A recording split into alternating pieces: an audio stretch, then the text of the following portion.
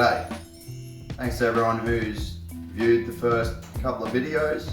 I noticed I got nearly 100 views on the first video in a few days.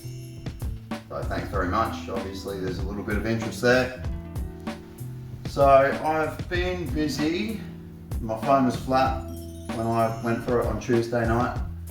Did some fabrication of the stainless pipe work for the intercooler. The intercooler is bolted up now.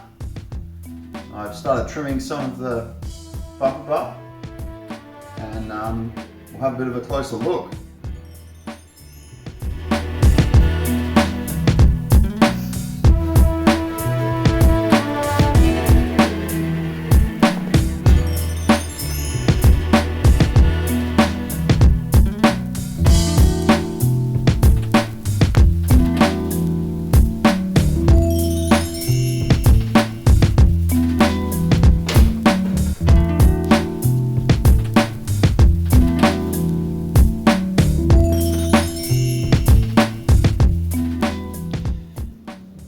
So the intercooler is bolted. I haven't got isolators yet.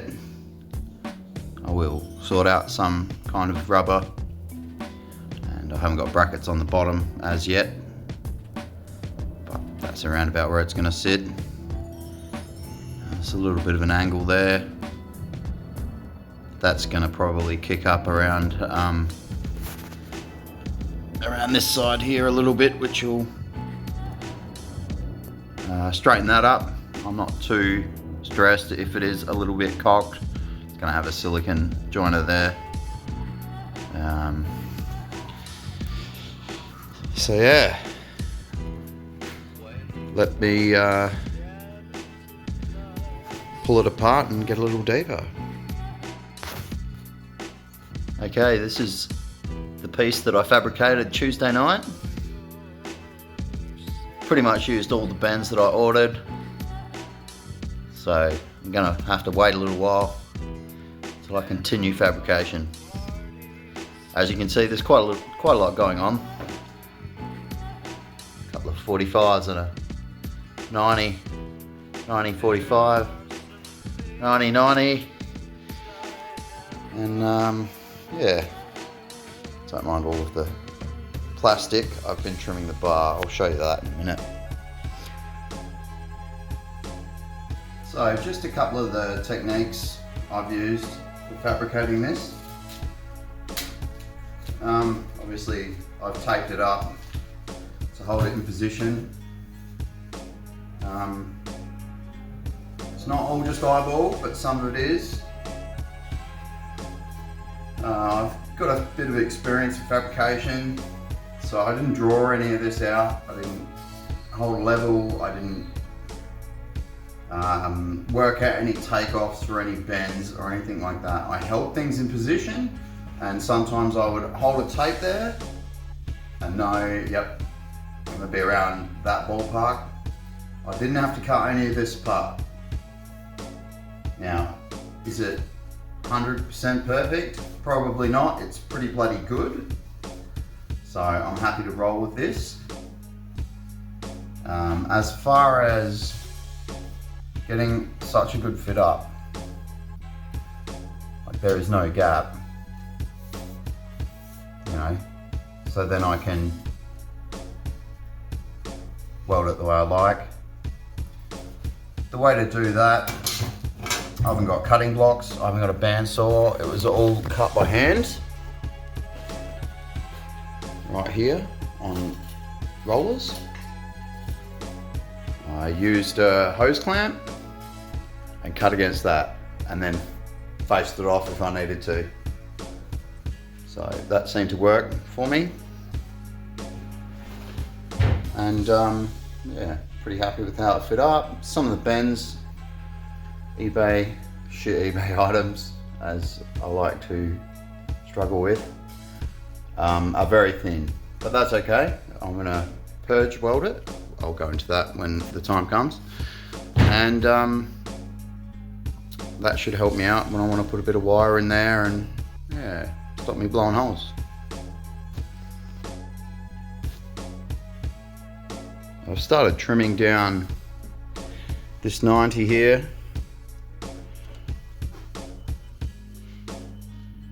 Out of the turbo, so that I can shoot a 90-degree elbow down in there. And I mean, that's just mock-up stage, but I'm pretty happy that I've been able to start with that side of it.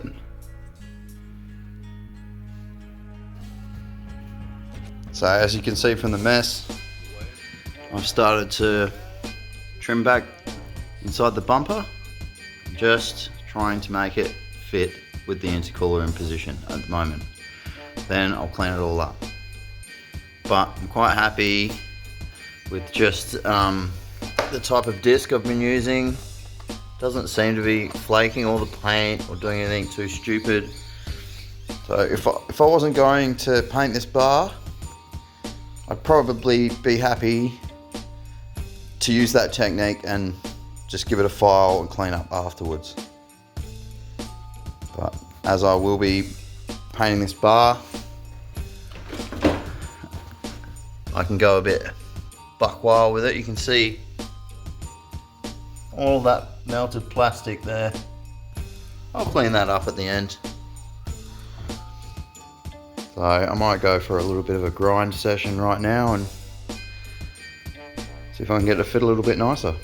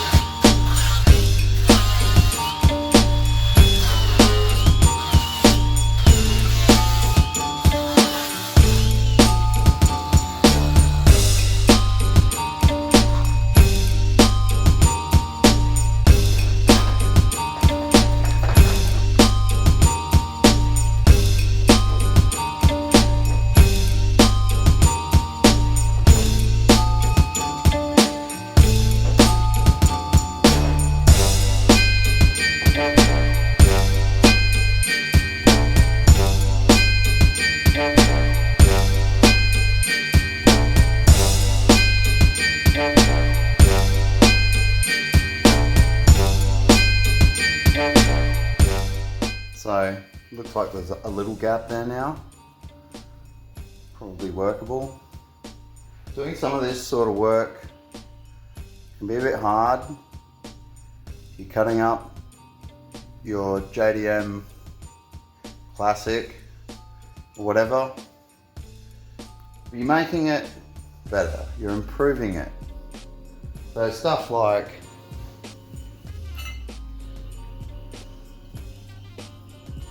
cutting off brackets has to be done. So grow some balls and cut it up. So now I've got it clearanced. I can see a bit of daylight between the intercooler and the front bar.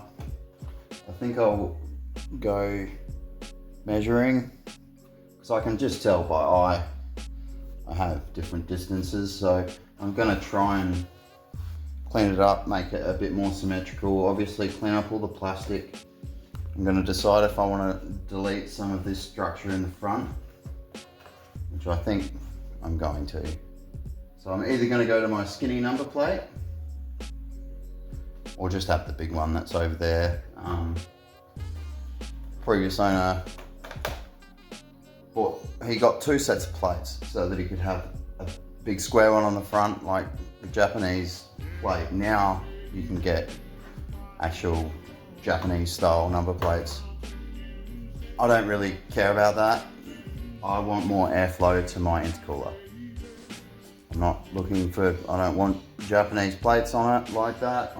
Yeah, it's an Australian car now, so I'm happy for it to have a low profile number plate there for a little bit more airflow. So I thought I'd touch on a couple of things at the end of this video. Why I've gone with stainless steel for my intercooler piping. A lot of people go for aluminium. It's kind of the main material that people would use for intercooler piping. I work with stainless steel tube quite a bit. I have some of it. I have bends, things I use for purging. It's sort of what I do, so I thought I'd showcase some of my fabrication and welding of the stainless. It is heavier. This is a street car. I'm not trying to enter it in any time attack battles. I might do a few hill climbs in it, but overall weight is not a factor. Also, it's a lot harder wearing than aluminium. If it's going to go up in this guard and it's touching on a few things, yeah, I might try and, you know, put a bit of rubber in there to stop it rubbing. But I know that it's going to wear out steel before it wears out. Very hard, very durable. As far as heat, yeah, it might take longer to get hot, might not disperse the heat as quick. So that's why I'm putting a big front mount intercooler on it. So once it comes out of this side of the cooler and goes up in there, all good. And you know, if I'm finding I'm getting temperature problems, I might just, you know, once I get it running, pull over and check the pipe with a laser thermometer, see what kind of temperatures I'm getting. I'll make that call later on. Like in the top of the engine, where it's close to the turbo, I could weld a couple of little legs with a shield, no problem. If I need to fabricate the pipework to go nowhere near that turbo manifold, no problem. If I need to wrap it, no problem. Turbo beanie, as I may have said. So there's some of the reasons I enjoy the look of stainless steel more than Ali. I have an AC/DC welder. I am interested in doing some aluminium work, but yeah, I'm going stainless. So as far as power, I'm not looking to increase the power just yet. This is a reliability and keeping intake temps down type modification. It won't give me any more power. What it will do is, in the mornings, before everything's too hot in the engine bay, I can notice the car has got a lot more power until all the heat soak, everything heats up. That top mount intercooler that I had on it, and it's sluggish, probably not doing any favors to my engine. So what I'm hoping is, by doing this, I might see those types of performance figures or performance feel longer, if not, you know, consistently. So that's my thoughts there. I might paint the rocker cover. That might give me 15 more horsepower. So my shed is trashed. I have a bit of a bad habit. When I get into a motivated work mode, I just go and leave a wake of destruction behind me. Something I need to get in the habit of changing, because I'd rather work in a clean space. At the moment, it's a nightmare. But I am seeing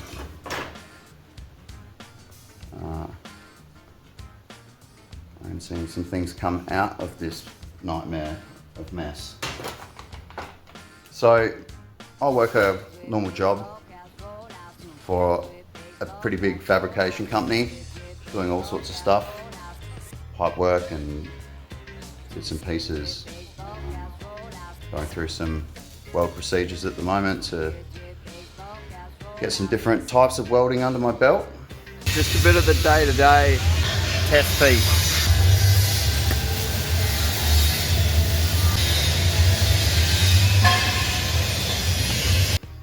But when I have an urge, like Tuesday night, come home from work, I had packages delivered from eBay, and then and there I started fabricating. So my phone was flat. Look, I had a bit of a point I wanted to get to, so even if my phone wasn't flat, I probably wouldn't have recorded the fabrication. If I did, it would have just been a small amount. But I'll tell you what, next time when I do this easy pipe work here, I'll document that, because that's what this is all about, documenting what I do. And I'd really like to go into some of the welding techniques, welding setup, how I do it, why I do it. Pretty much if anyone's trying to get into it, has some capabilities, wants to elevate any of their skill set, copy me. I'll tell you all of my little secrets. So that's it for this week. Next week I'll have a bit of a surprise. I have a little coupler used from a different industry that I'm going to try for boost pipe. I've never seen it before, so we'll discuss why it's going to be fine and why it might not be. So thanks for tuning in again, and we'll see you next week. Peace.